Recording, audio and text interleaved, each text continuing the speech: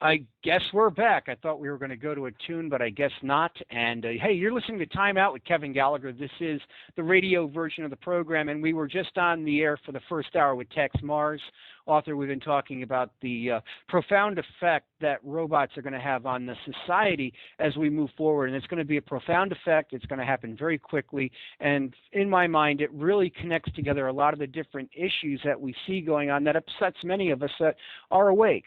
And we're going to talk about a lot of issues. We're going to talk about some various issues tonight. And if you want to call in, I sometimes will get really involved talking to a guest, and shame on me, I forget to put in the call in to put out to you the call in number. I switched that. How you like that? And that number to call in so that you can interact with us is 347-215-6580. Again, that's 347-215-6580. And then you'll hear the cheesy music playing. Hit the number 1 on your keypad, and that'll let our engineer know that you want to get it in on the program. And before I forget, Patty and Brad, who run These Changing Times Radio Network, and also that runs Revelation Radio Network, thank you so much for being there week in and week out to get the program out on the air. Without you, it wouldn't be possible. So again, my many thanks to you. It's important, I think, that people can hear this program and hear the issues that are talked about. Max Igan is with us. He's all the way out for me on the other side of the world for me in Australia. So Max, welcome to the program. Thank you for joining me tonight.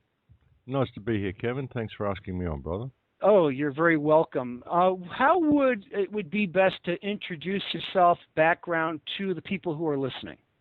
Look, I'm a filmmaker and an author. I've got a radio show that I do, a radio talk show called Surviving the Matrix. I've been researching the global situation most of my life pretty well. Yeah. Started off with ancient history and sort of moved into government cover-ups because it's all really related. And yes, it's just been an ongoing thing that I've been doing for most of my life. And it was a hobby for a very long time, and it turned into a full-time job, really, once things started getting serious, as they have been in the last sort of decade or so. What is the one thing that really clicked in your mind, or event that happened that really made you go, oh, wow, this is much bigger than I thought it was? Well, I always known it was big. It was just that it was like you sort of detach from it. You look at it, it's kind of like reading a spy novel, the great conspiracy, the whole story, the big cover-up, the whole dark secrets of the world, It's sort of like an adventure story. And we were waiting for the big event to happen that was going to usher in the New World Order, but it always seems like it's something off in the distance or something that's happening on a movie screen, Yes. But when 9/11 happened, like so many other people, I went, hang on, this is it. This is serious. This isn't a hobby. This is serious. What am I doing? Why am I treating this as a hobby when it's so serious? 3,000 people just died to make this happen. And that's when I started speaking out like so many other people, because I actually felt quite guilty that I hadn't beforehand, because I began to see how I'd been programmed to kind of view it as a spy novel. And I think many people are. They get into the program of the fight and the program of the whole, deep, dark, secret story, and it becomes a fascination for them, but they detach themselves from it. And they don't realize that they're part of it. They're part of history. We're writing history right now. We tend to forget that. Right, and you make a good point, because I think for a lot of people, it's almost like they do the research to act like the way a little kid would do, and they'd go, I know something you don't know, I know something you don't know, and that's not, why we do this. We do this because we want people to know what's actually going on, to know that when you walk out of your house, everything you're looking at is a fraud. That to me is shaking them awake and saying, it's like in the movie Moonstruck when Cher slaps the guy and says, "Snap out of it." We're grabbing him by the shoulders and saying, none of what you're looking at is real, and shake them out of it. But sometimes you can't. Well, you can't, and sometimes it's like the Matrix. Some people just aren't ready to wake up. It's a big shock for a lot of people to find out suddenly that everything they thought was true about the world is wrong, and that most of their life has been completely meaningless, and they've been working towards goals that they can never achieve. We're taught to externalize everything about ourselves, so we spend our lives collecting all this stuff, thinking it's going to make us whole, but it doesn't. We miss out on ourselves, we miss out on our relationships, we miss out on life itself because we're too consumed with trying to reach certain goals that we can never reach, and climb certain rungs on non-existent social ladder. I mean, it's ridiculous. We're living in a matrix. We're quite literally living in a fictional construct, and people, it's a real shock for them when they wake up to it. And that's what I try to do with the shows is as well. I try to point out that it's a construct, but there's a solution to it all. You know, we have a real problem, but really, a problem is an opportunity for you to fix the problem. You have to be aware of the problem so you know how to address it. You can't address it if you're not aware that it's there. But there's so many people that are in this movement that are just screaming out fear, fear, fear, and they're not offering any solutions to people. And a lot of people, when they do get into this, there's a lot of I know something you don't know, but then it does become like a spy novel. It becomes very interesting. Oh, what's the next move going to do? This big, dark, secret spy versus spy world that's going on that most people don't know about. I know it's there, and it becomes like a movie for them. And they've got to understand that they can do something about changing it. They can change the direction we're going. And that's what I try to do with the shows, is point that out to people, that we can make a difference, each one of us individually, if we choose to act. Yeah, Max, before I forget, tell people a little bit about your show, where they can hear it, when it's on, basically, in the United States and over on the other side of the world. For me, the other side of the world where you are. Well, it airs on Friday nights on American Voice Radio Network. You can tune in on your dial and listen to it on the radio, or you can go to the website and you can stream it online. I've got a website called thecrowhouse.com, and I post it there. It's usually up there by every Saturday morning as a podcast. I also do a YouTube clip that goes with it, and that goes on YouTube. So it's up every week. It's just a weekly radio show.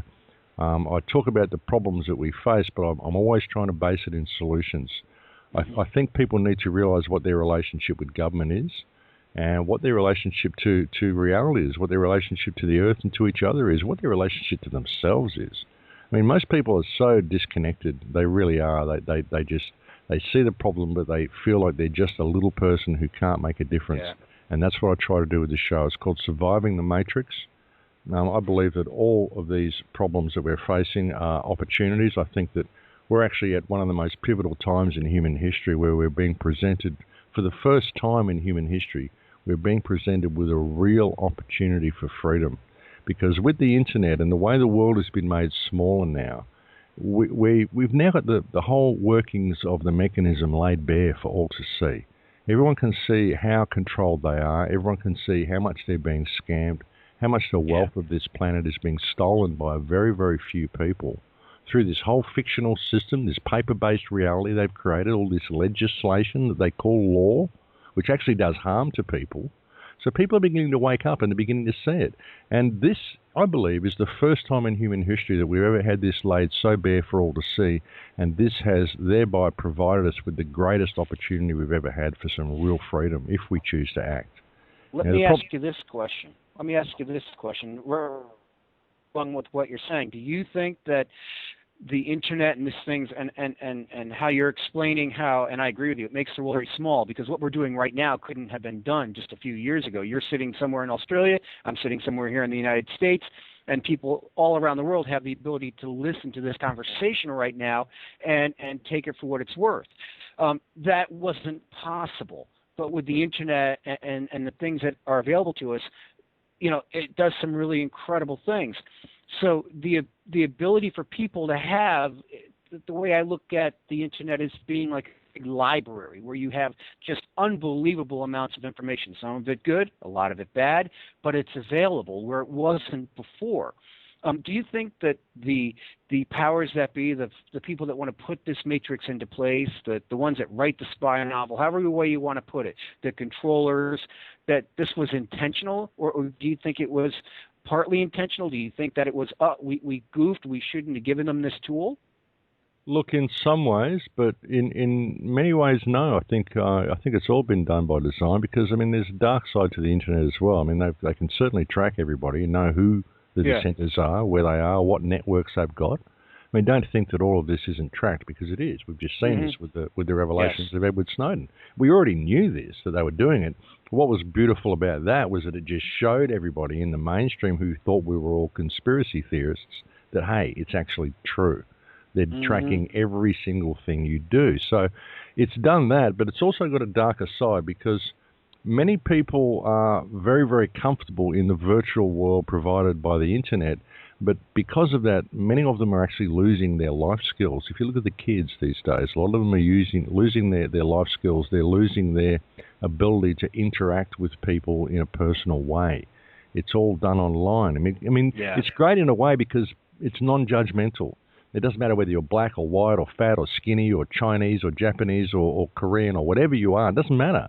You're on the internet, you're just two voices that are talking to each other, you get a feel for each other, and you communicate. It doesn't matter what you look like. You could be there with hair growing out of you everywhere in the sloppiest clothes, grossly overweight in a dark, dingy room. You could be the loveliest person on the planet, but people look at you and they go, oh, no, I don't want to associate with him because of what he looks like. So we've lost that. We don't have to really take care of ourselves that much anymore, and we get to interact, and we can reinvent ourselves online into something that we're not necessarily that person, you know what I mean? And so a lot of people are very comfortable with that reality. So what it's really doing is it's providing a virtual world for people, and it's leading us towards transhumanism. It's leading us towards a completely roboticized society. And so it's got that darker side as well. And sure, it's given us the tools to be able to communicate this information to people, but if people don't act on that information in the real world that exists outside of the internet, then they're just being part of the problem, and they're allowing the world to turn to hell around them. You know what I mean? Oh, absolutely. There's too many people that just get online and talk about all this stuff, and they think that because they're doing that, they're making a difference. You've got to participate in the world as well. I mean, it's great to talk online and do what we're doing, do these radio shows. It needs to be done, but you've got to participate. You've got to translate that into the community around you, I say it on the show all the time. People are probably sick of me saying it. And the thing is that the way I put it is get off the couch, stop watching American Idle, and actually do something. Don't sit there idle watching TV. As you were saying, just listening to the radio shows. I mean, I listen to a lot of radio shows myself, but I'm actually out there fighting. I'm actually out there in the fight, swinging, doing what I have to do in order to I feel better about myself when I'm engaged, and I know that here at my local level, I'm actually making a difference, and that's very important to me. And even here at the local level, there's a lot of people who want nothing to do with me because I'm fighting against them, and it's their agenda. And it just had a whole thing go on here where I live with a company in Australia called Aquarian, who's buying up all the water on our East Coast. And we would have lost all of our water rights. We would have lost all of our water for that matter. And water is becoming one of the strategic resources that these people want to be able to maintain control over. And thankfully, even with our magical mystery machines that we used to vote on, it still went down over 3-1 in the vote. And thankfully, we do have the ability to vote on these things. So, I mean, our for it's not a mayor, it's called the first selectman, but our mayor, for lack of a better word, he was very underhanded, very deceitful, was trying to get this all done without anybody knowing what was going on, and who knows what kind of backroom deal was made. But thankfully, we were able to stop this, and it's a matter of being engaged, being involved, knowing what's going on. I'll spend a lot of time on my program talking about the problem. And there's a reason for that, because I want people to understand what the problem is. Because until you know what the problem is, you can't do anything about it. And for me, once I know what the problem is, I don't want to talk about it anymore. I want to go actually do something about the problem to make it go away. And I believe it was Einstein that said that, and I forget exactly how the quote goes, I'll butcher it, but he said problems are solved at a higher level of awareness than what created them.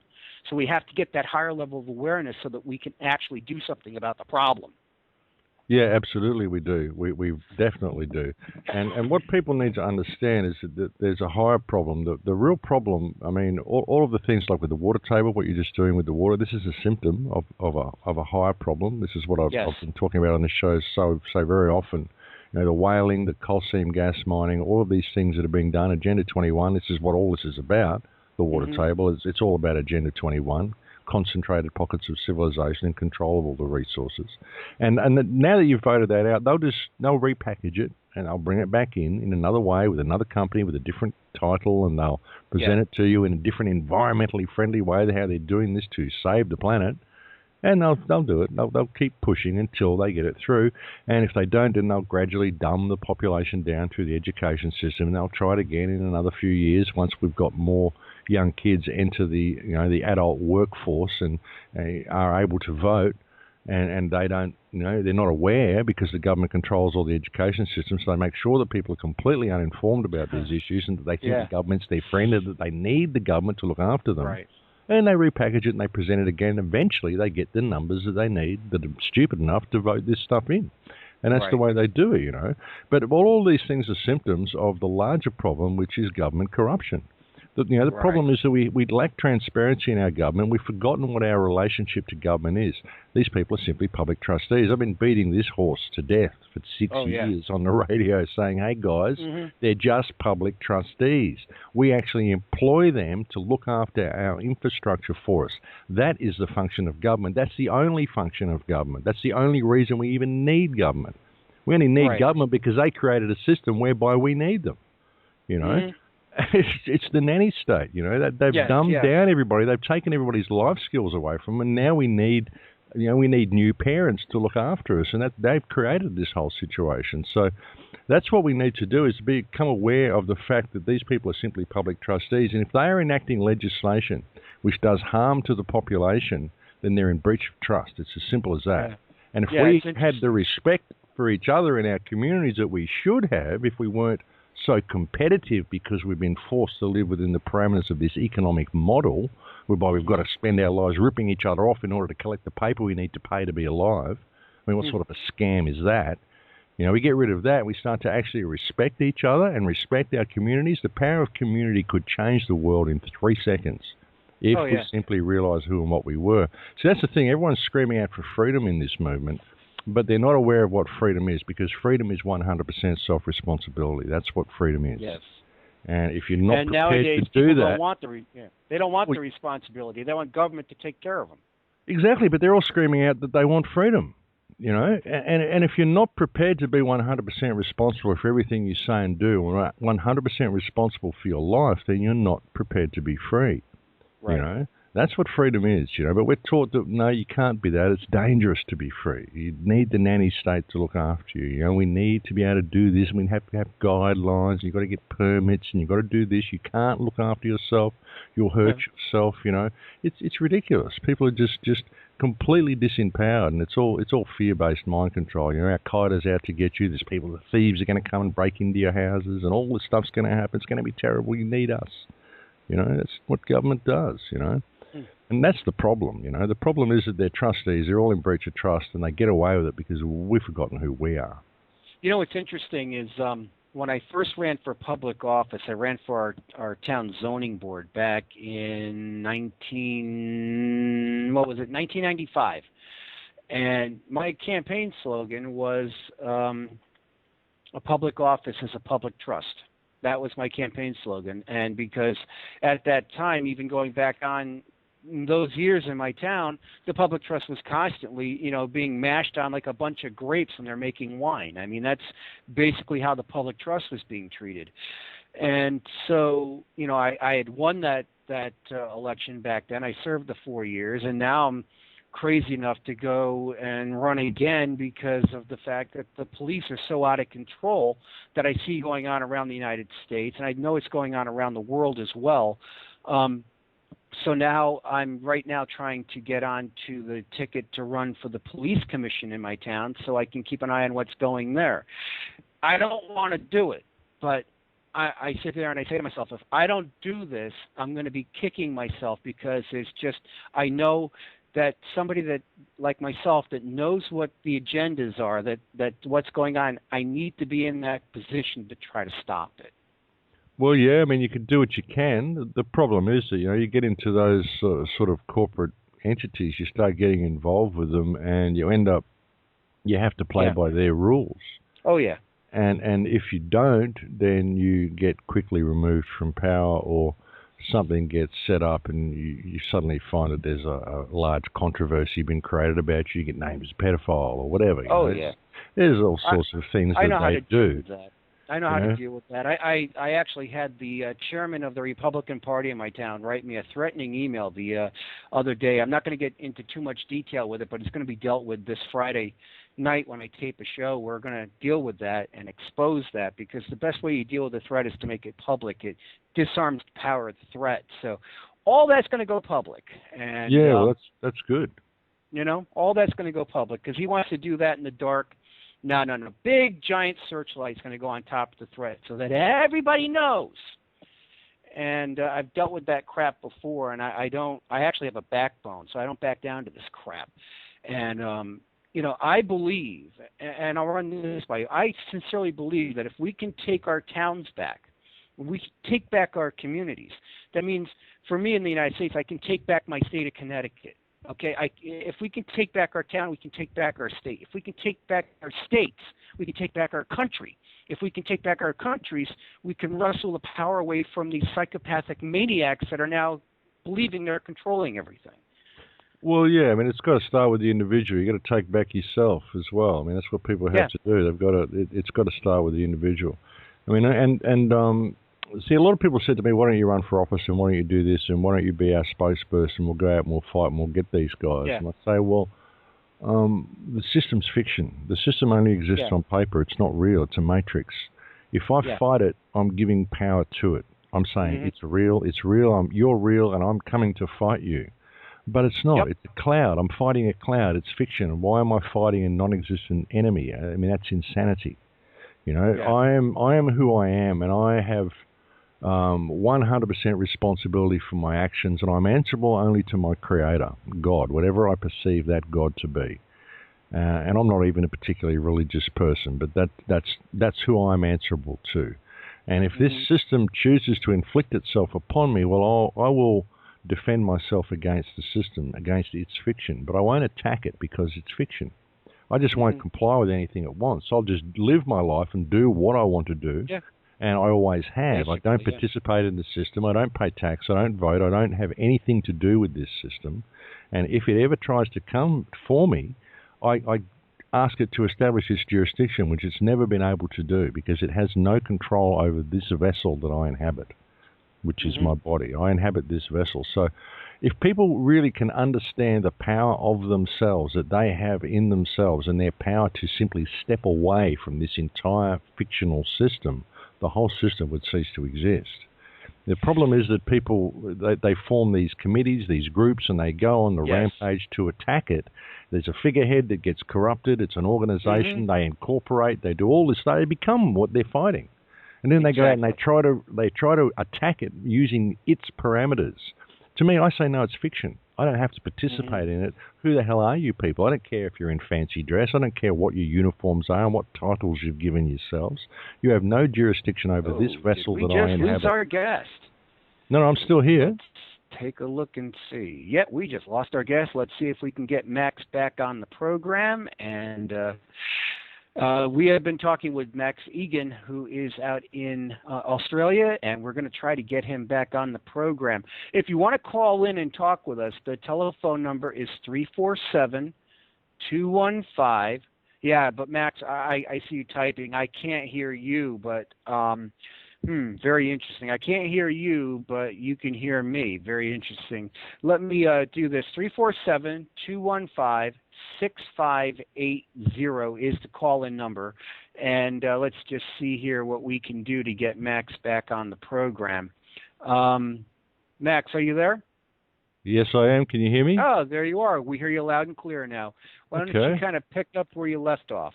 I don't know what happened then. Where was I? They didn't like what you were saying, I guess, because you're talking about a person being an individual, thinking for themselves, and not being sucked in by all of the menagerie of illusion of government and everything that's around them. Well, that's the thing, because it's all fiction, and they just make it up on paper. They just write it down, and they say, look, it's law because it's got a fancy letterhead on this piece of paper. You have to do it now because we made it up. But they just made it up. It's not law. There's only really one law, and that's do no harm. If you really want to get into it, there's common law, and common law is basically based on that, do no harm. But even common law is a construct. We made it up. You know, if anything does harm to you or to anything else, then it's breaking the law, because that's the only law, do no harm. And if the government is writing legislation which does nothing but harm to society, then who broke the law? The government did. Of course they did. And Right. they take you to their court and they make you play by their parameters. I say to them, who are you people? You know, who are you? I stand before you in the capacity of what is known in your legal system as sui generis. This means that I'm unique. And you can identify me by my fingerprints and by my DNA. So even under your law, I'm unique. Therefore, Right. I'm not subject to the laws of my peers, because I have no peers. I'm a unique expression of creation. I'm not part of the general population. I'm a unique expression of creation. And I am answerable only to my creator. And if you are claiming you have jurisdiction over me, then I need to see a contract bearing the wet ink signature of my creator, which gave you jurisdiction over this vessel. And if you cannot provide me with that, then you need to show me proof of claim that you are not part of a slavery system, because I'm accusing you of running a slavery system. Yeah, what? And you know, that's the opportunity. I mean, that's the opportunity you've got to deal with these people in that manner, and that's the way I always deal with them, because it's a slavery system. They have no jurisdiction over you or anybody else.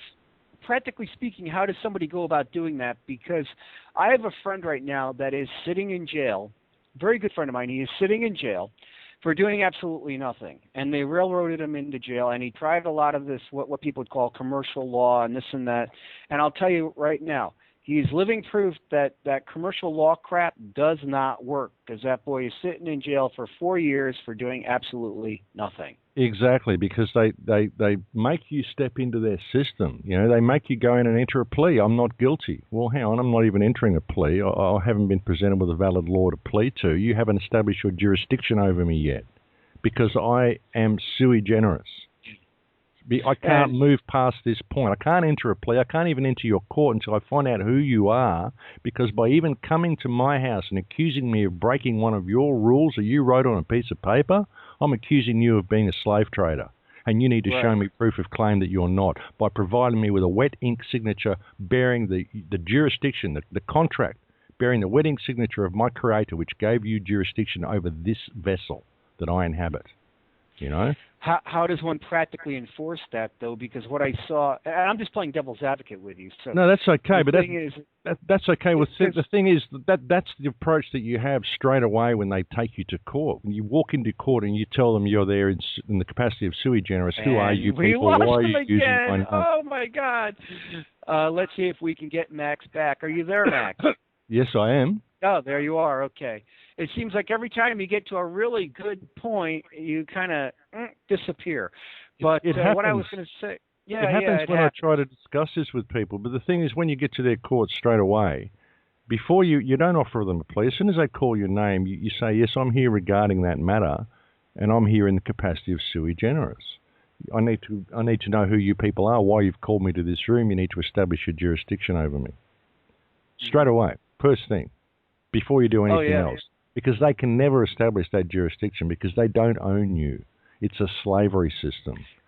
You know, as soon as you immerse yourself in there and you start making differentiations between commercial law and this law and that law, you can start commingling. You're playing their game.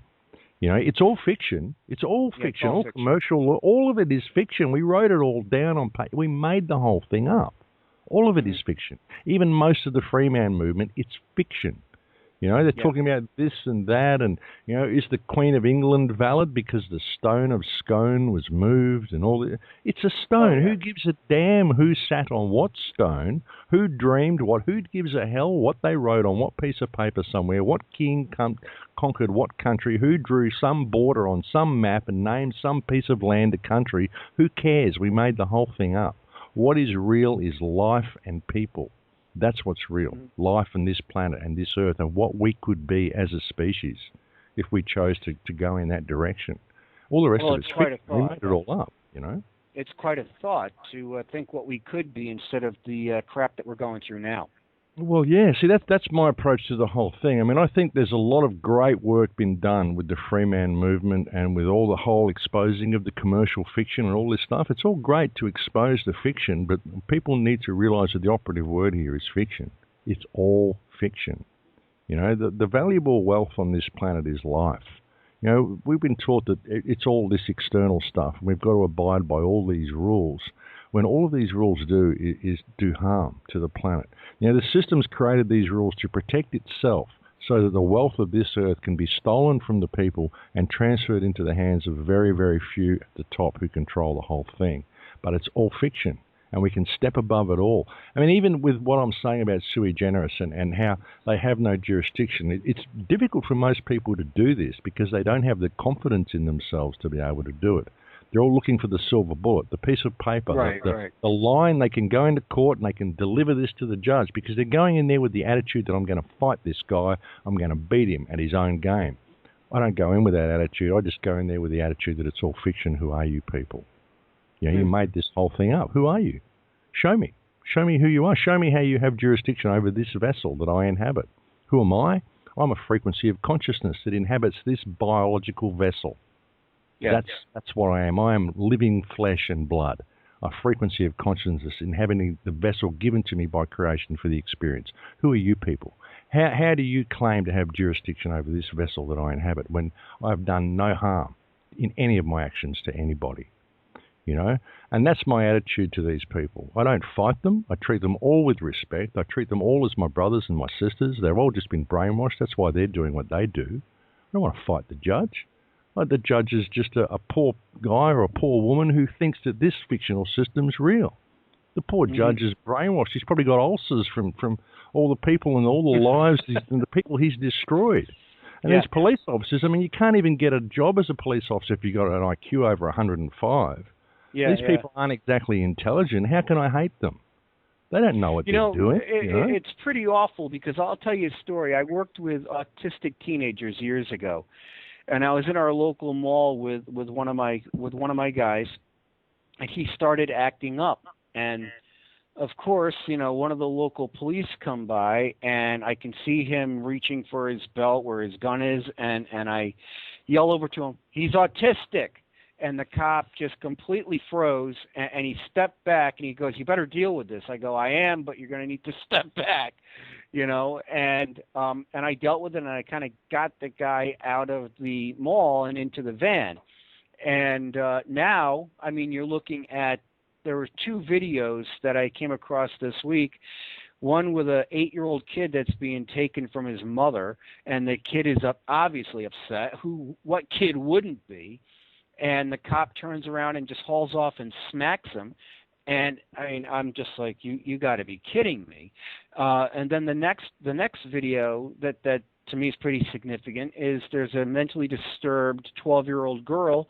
She's acting up, and the cop comes in thinking that he's Mike Tyson and just wails on her. And you just see her whole body go back, her whole head, everything. And I'm like, what's wrong with these people? I mean, are you so tough you can beat up an 8-year-old kid and a 12-year-old girl? I mean, what's wrong with you?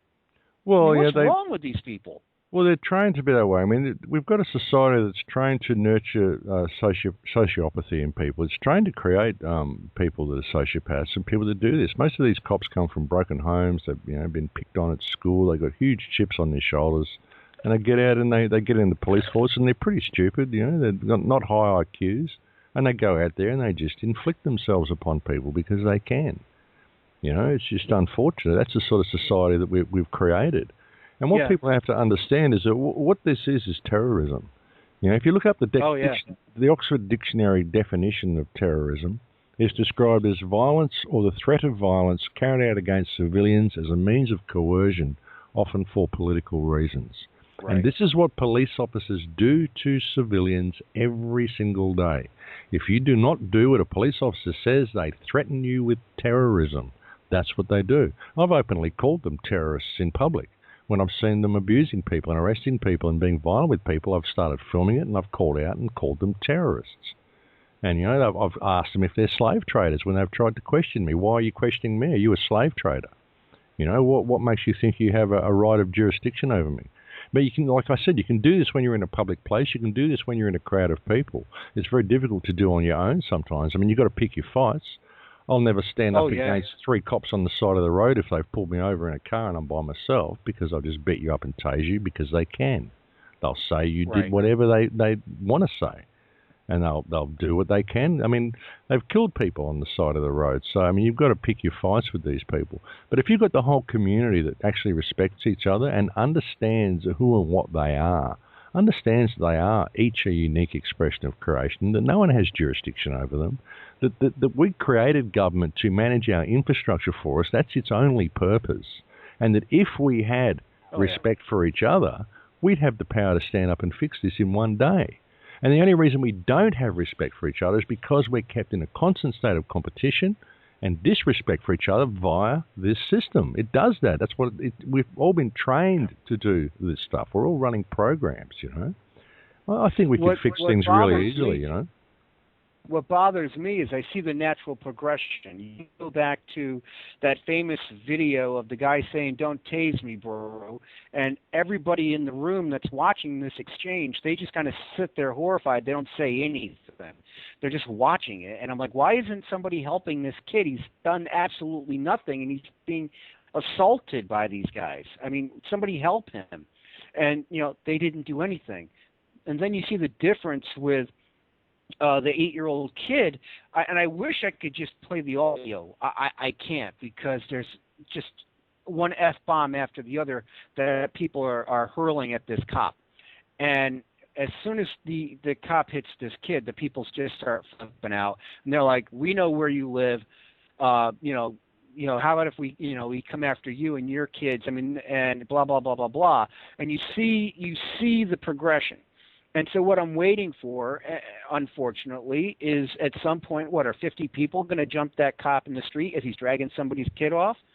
And then what we know is going to happen is for every action, there's an equal and opposite reaction. Then what? The cops are going to circle the wagons, and it just keeps escalating.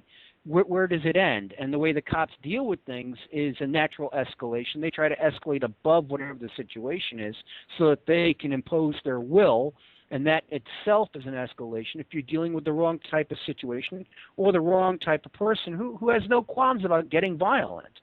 So, I mean, it bothers me, but I don't want to see this stuff happen, Max. This is not where I want to see society go, but there's a segment of the society that wants to see it go there because they're going to directly profit from it. Well, yeah, absolutely. And there's also a certain selection of society that wants to retaliate that way as well. I mean, and you can understand it. People have been brutalized, and they're angry, and they want retribution. They want revenge. I mean, they've been programmed into this, order out of chaos. That's what they want. They want this revolution. They want violent revolution. They want violence on the streets. They want angry people. They've got all the hollow points. They've got all the weapons they need. They've got their UAVs, their tanks. They've got all this stuff that they need, and they want it. They're pushing and pushing and pushing because they want that violence. And I truly believe that violence won't achieve anything. We've had violent revolutions in the past. There may be times when it's necessary to defend yourself, but I don't think open violence and open attacking of anything is going to work. I think what people really need to do is step above it all and realize that it's all fiction. And if we had the power of community, we could achieve everything without violence at all. We really could. There's a lot of people on this planet that are awake to the problems, and more people are waking up all the time. We just need to have that respect for each other and realize that we're all struggling through this. We're all got to pay to be alive. It's not about the stuff you own that makes you who you are. It's about your relationships with others. That's true wealth. True wealth is your health, the state of the environment that you live, and your relationships with others. That is wealth. And if we have that, we can change everything. We really can.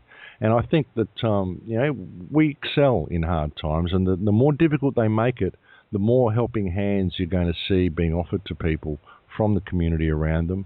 And they're not going to be able to do it. No matter how hard they try to lock human consciousness down, I don't think that they'll ever get away with it. I think we'll rise above it. I really do. No matter how much they try to control us, because all they're doing is, more and more people are waking up. The more they lock society down, the more people are waking up. People that you wouldn't even think would be talking about this are now talking about it. Oh, yeah. So, do you think, because I really do believe that when you go back to like the 1960s, I think that there was an awakening taking place at that point in time. And then the whole drug culture was brought in, and it was like, shh, go back to sleep. Here's some nice LSD. Here's some nice other drugs. Go night-night. Go back to sleep. And they were able to kind of push that down in the hamper a little further. And then I believe these people knew that our generation, I'm 49, and our children's generation, those that are coming up, I go to the quote-unquote liberal coffee shop all the time, okay? And you know what I see in there, Max? I see young people, 18, 19, 20, 25. They have hair down to one guy. I love him. He has hair down to his back. He looks like the biggest hippie in the world, and he is like the biggest libertarian you're ever going to find. And he's the exact opposite of what you would expect him to be, which I think is wonderful. And they're having these discussions. And I talked with this 18-year-old girl 2 nights ago in the coffee shop, and there was four other people around. We're having these discussions about these types of things, and I'm like, when I was 18, my head was up my arse. And I didn't have conversations like this. And these people must have known that this generation coming up, that they were going to be this awake, and they're doing everything that they can to quash it. And I really do believe that. Oh, they are, from every possible angle. This is what all the vaccinations are about. It's what the whole electromagnetic control grid is all about. The fluoride in the water, the television, everything. Everything they're doing to try to keep people disconnected, the whole gaming culture, all of it. Yeah. It's all designed to lock down this generation because human consciousness is evolving. It really is. Human consciousness is becoming so aware.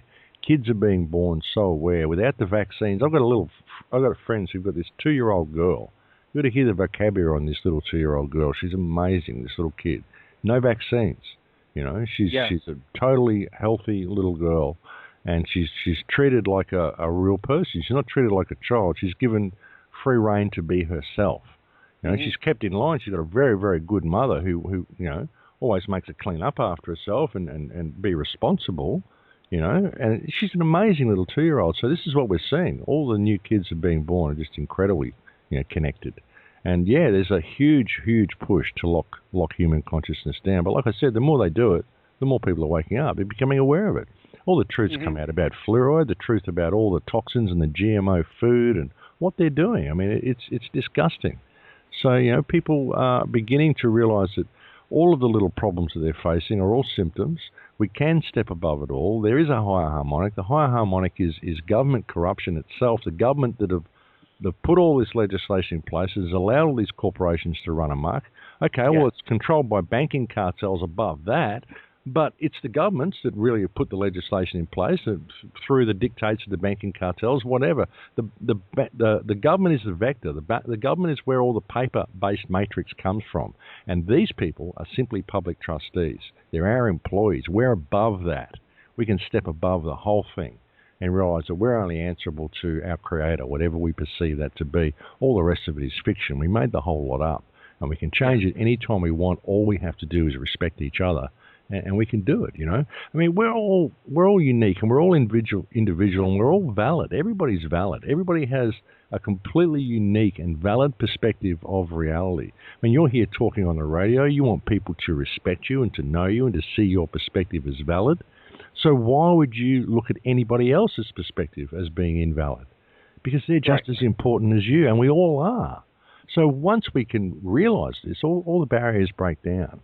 And we could really do some incredible things. I mean, the human species, man, we've got so much potential.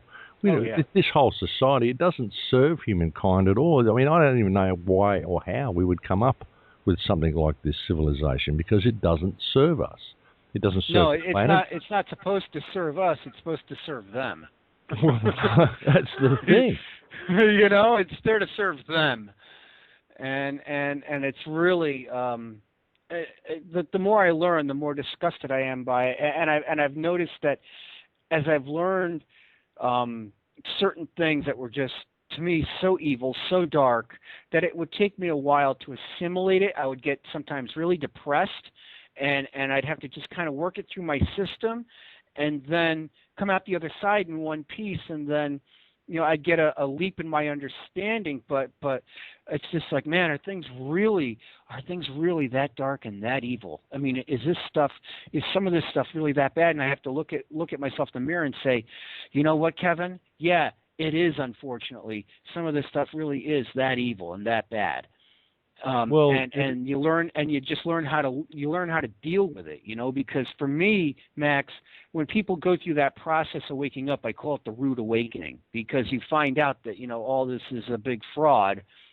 You find out all the things you believed in, they're not real, and you have to make that mental adjustment to accepting that. And that's a really hard thing to do. And the best that I've been able to find is that, I know, speaking only for myself here, is that I went through a process just like when my grandfather died, my grandparents, people close to me. I went through a mourning process of realizing what reality really is. And I'm still, to some degree, going through that, and probably always will be.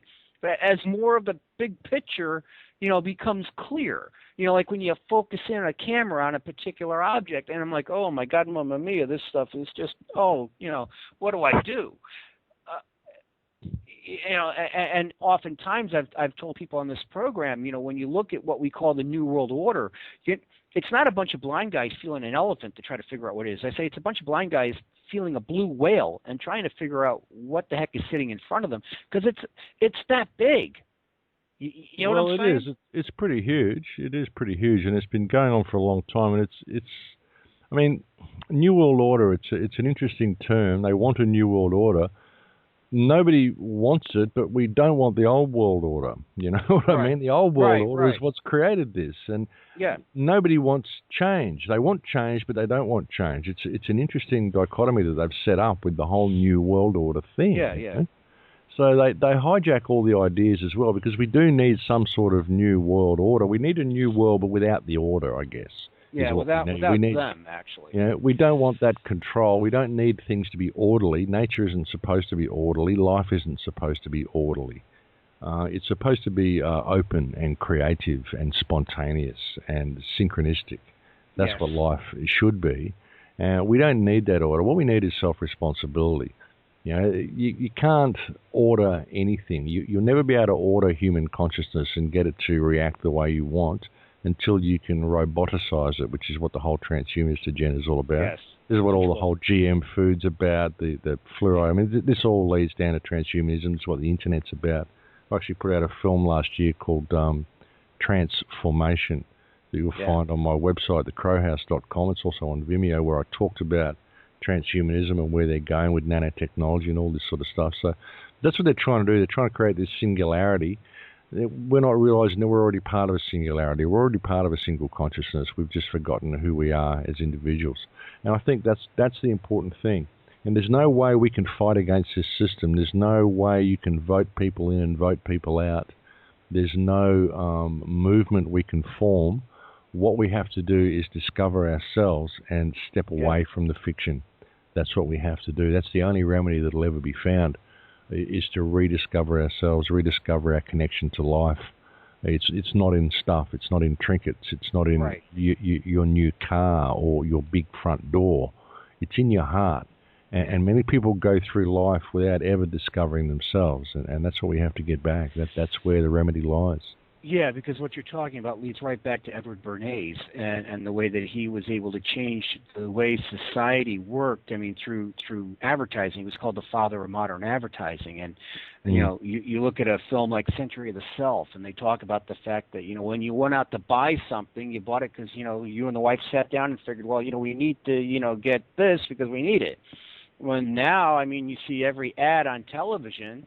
It's all about how you feel when you're going to have it. Not that you need it. It's just how you're going to feel and how complete you're going to be and how it's going to just be the greatest thing ever in your life. And that's not true, is it?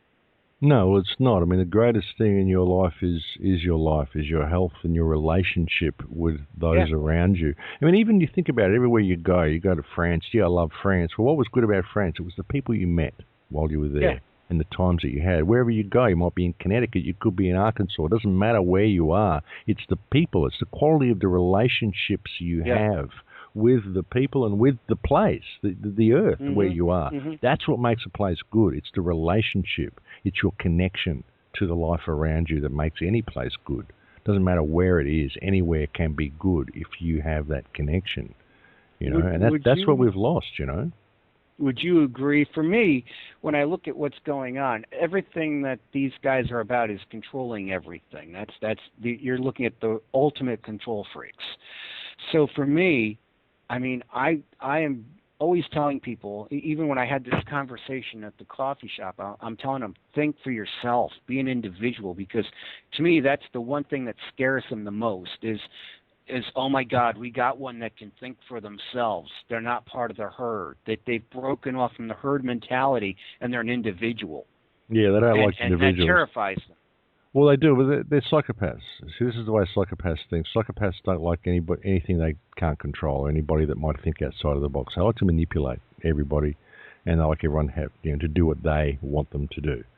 And a psychopath will always feel that someone may be a threat to them if they don't control that person. And there might be someone born somewhere someday who may be a threat to me at some stage. So I have to control the whole world in order to prevent that from ever happening, because I won't ever be safe until I control everybody and everything else, That sounds like the bunch of bull dookie we were given in 2003 to start the Iraq War. It's funny that, isn't it? Isn't See, they're funny? psychopaths. They're psychopaths, and that's just the way they think. That's why you'll never be able to convince these people to have empathy and actually do things right. I mean, we have protests. Everybody you speak to wants positive change, but we never get it. No matter what we do, no matter how many protests, no matter how many movements, no matter what we do, we never, ever seem to be moving in a positive direction, but that's what everyone wants. And it's because everyone's operating within the parameters of a psychopathic system. It's a system created by psychopaths, and they have no empathy. And when you have psychopaths who control a system, control a corporation, or control a government, then their morality becomes the morality of the system over which they preside. So we've got a system. The system itself is based on psychopathic parameters. So while we're adhering to those parameters, we're never going to fix anything. We have to step above the fiction. That's the only way we'll ever find remedy. Hey, we got less than a minute left. Max, I want to thank you so much for coming on the program. Let's get you back on again. I want to talk to you some more. It's been a lot of fun. And, folks, I'm Kevin Gallagher. I thank you so much for joining us here on the show tonight. We'll be back next Tuesday night, 7 p.m. to 9 p.m. Eastern Time. And, Max, real quick, your websites, etc.? My website is thecrowhouse.com. You'll find all the connections to everything I do there. I've got a YouTube channel, the Facebook pages. It's all there. It's all on thecrowhouse.com. The films I've made, my radio shows, it's all there. Fantastic. And for Max Igan, I'm Kevin Gallagher. Thank you for tuning in tonight to Time Out with Kevin Gallagher. We'll be back next week, and we are over and out. Bye-bye.